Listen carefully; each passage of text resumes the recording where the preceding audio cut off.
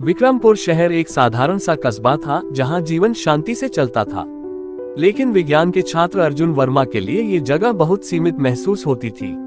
उसे हमेशा ऐसा लगता था कि कुछ रहस्यमयी चीजें इस दुनिया में छुपी हुई हैं, जिन्हें खोजने की जरूरत है। एक दिन जब अर्जुन अपनी छत पर बैठकर दूरबीन से आसमान देख रहा था, तभी उसने कुछ अजीब देखा। एक चमकती हुई नीली रोशनी आकाश में तेजी से घूम रही थी। यह कोई साधारण तारा नहीं था, बल्कि कुछ और ही था। अर्जुन ने अपने लैपटॉप में तुरंत उसे रिकॉर्ड करना शुरू कर दिया। अगली सुबह उसने यह वीडियो अपने प्रोफेसर डॉक्टर मेहरा को दिखाया। वे एक अनुभवी वैज्ञानिक थे और हमेशा अंतरिक्ष के रहस्यों पर शोध करते रहते थे। यह कोई साधारण घटना नहीं है, डॉक्टर मेहरा ने स्क्रीन पर झुकते हुए कहा। ऐसे संकेत पहले भी मिले हैं, लेकिन अब वे अधिक स्पष्ट होते जा रहे हैं। मतलब ये एलियनों का संकेत हो सकता है? अर्जुन ने उत्साहित होकर पूछा। डॉक्टर मेहरा ने सिर हिलाया। संभावना है, हमें इसकी गहराई में जाना होगा। अर्जुन को पता चला कि भारत सरकार के पास एक गुप्त प्रयोगशाला है, जहां ऐसी ही घटनाओं पर शोध किया जाता है। डॉक्टर मेहरा के माध्यम से उसे वहां जाने की अनुमति मिल गई। जब वह वहां पहुंचा तो उसने पाया कि वैज्ञानिक एक अजीबोगरीब धातु के टुकड़े की जांच कर रहे थे, जो कुछ समय पहले राजस्थान के एक रेगिस्तान में गिरा था। ये किसी ज्ञात तत्व से नहीं बना, वैज्ञानिक डॉक्टर राव ने कहा।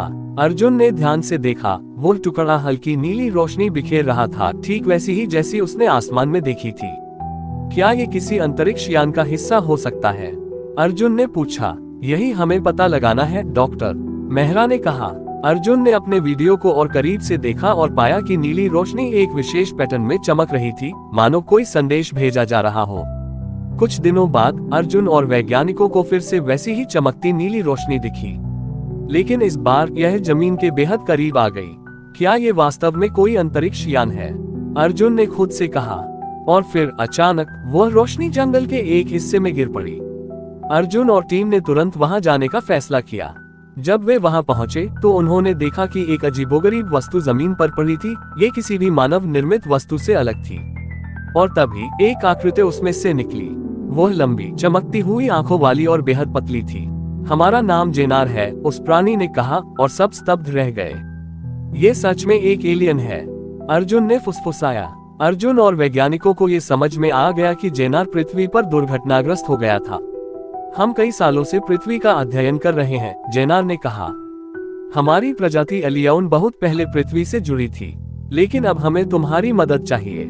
मदद? अर्जुन ने पूछा। हमारे ग्रह जेनोक्स पर एक संकट आ गया है।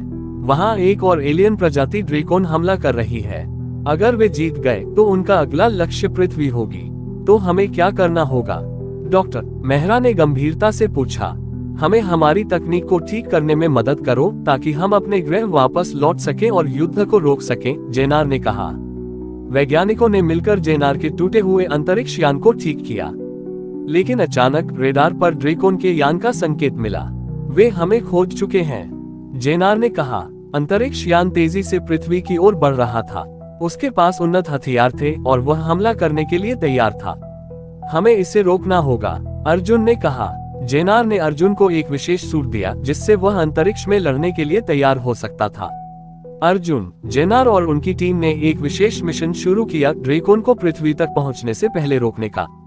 अंतरिक्ष में एक भयानक युद्ध छिड़ गया। ड्रैकोन के यान से घातक लेजर किरणें निकल रही थीं, लेकिन जेनार की तकनीक और अर्जुन की सूझबूझ से वे बचते रहे। आखिरकार अर्जुन ने एक स्मार्ट रणनीति से ड्रैकोन के यान को नष्ट कर दिया। हम जीत गए, जेनार ने खुशी से कहा। लेकिन तभी अर्जुन को महसूस हुआ कि यह सिर्फ एक शुरुआत थी। जेनार ने अर्जुन को बताया कि अब पृथ्वी और जेनोक्स के बीच एक नया रिश्ता शुरू हो सकता है। तुम्हारी बुद्धिमत्ता और साहस ने हमें बचा लिया, जेनार ने कहा। अब हम हमेशा के लिए तुम्हारे मित्र रहेंगे। अर्जुन ने मुस्कुराकर हाथ मिलाया और जेनार अपने ग्रह वापस चला गया।